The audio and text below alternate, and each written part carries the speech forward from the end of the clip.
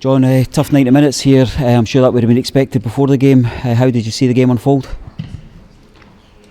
Well, we're put in a bad situation when we go down to 10 men after 10, 11 minutes or so. You know, it was always going to be a difficult game, 11 v 11, never mind making it 10 against 11. And they actually started probably brighter than us in that opening first 10, 11 minutes. You know, I think we had to defend a couple of situations. We were a little bit slack to start with.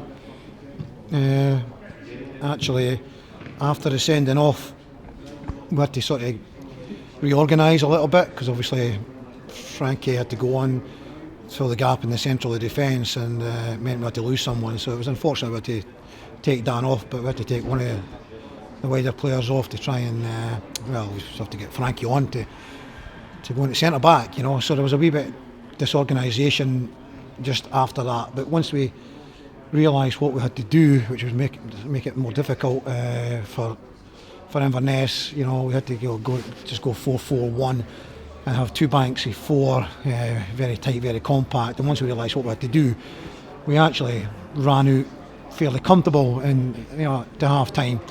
And we started the second half really, really well, and Regan Henry had a terrific shot that the Ridgers tipped over the bar, and we were very much in the game.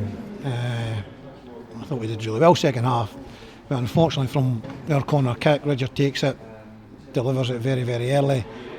We should deal with it defensively. Unfortunately, Jamie's decided to come.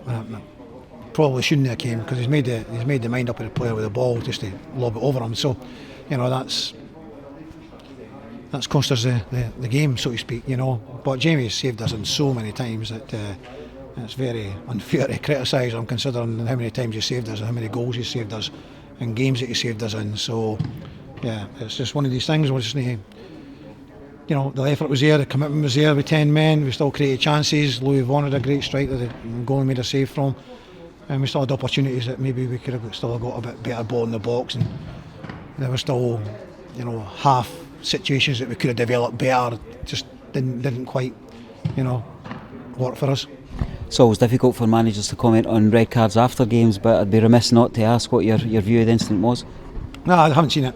I wasn't sure, because in a game where, you know, they played very direct. You know, they showed us they were going to do that on Friday night, and they played very direct. So with the ball being in the air quite a lot, and with a target man striker, there's always going to be confrontation, and I've not seen it, so I'm not actually talking about that. I'm generalising. With regards to the ball being in the air, there's always going to be a lot of contact and physicality and people competing for the ball. So, you know, that's what was going to happen. You know, it was going to happen that there's going to be, you know, people raising arms to go and climb in, as you do when you have to try and get up off the ground. You know, and you know, that's the way it was, and it was always going to be that way. That there was going to be confrontation all over the park, you know. So that's how it was. A third goalless game for Raith Rovers, but our attacking options are assisted no end by the return of Lewis Vaughan. Tell us about his journey back. Yeah, well, we hope it's going to be one that is there now to continue. That's for sure. It has been a long time getting back, and he's had, you know, came back against Dunfermline.